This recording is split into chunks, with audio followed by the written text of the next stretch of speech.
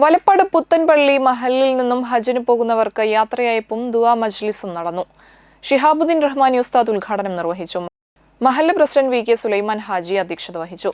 മഹല്ല് അസിസ്റ്റന്റ് ഖത്തീബ് മുഹമ്മദ് മാസിൻ ഉസ്താദ് ദുആയ്ക്ക് നേതൃത്വം നൽകി. മഹല്ല് general secretary P I Nazeer, Abubakar ഉസ്താദ്, അബ്ദുൽ സലാം ഉസ്താദ്, ഭാരവാഹികളായ M K Adamu, P M Muhammad, C K Shamsuddin, K K Haneefa, P S Haneen, K P Muhammad Ali, മഹല്ല് vice president N M Shareef എന്നിവർ സംസാരിച്ചു.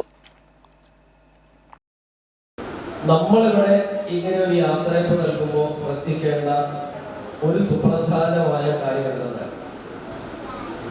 ഹബീബായ റസൂലുള്ളാഹി സ്വല്ലല്ലാഹു അലൈഹി വസല്ലമ തങ്ങൾ പറഞ്ഞിട്ടുണ്ട്, അതായത് തങ്ങൾ ഒരിക്കൽ പ്രാർത്ഥിച്ചിട്ടുണ്ട്, അല്ലാഹുമ്മ ഗ്ഫിർ ലിൽ ഹാജ് വലിമൻ ഇസ്തഗ്ഫറ ലഹുൽ ഹാജ്. അല്ലാഹുവേ, ഹാജിക്ക് അദ്ദേഹത്തിന്റെ പാപങ്ങളെല്ലാം നീ പുറത്തു കൊടുക്കണം.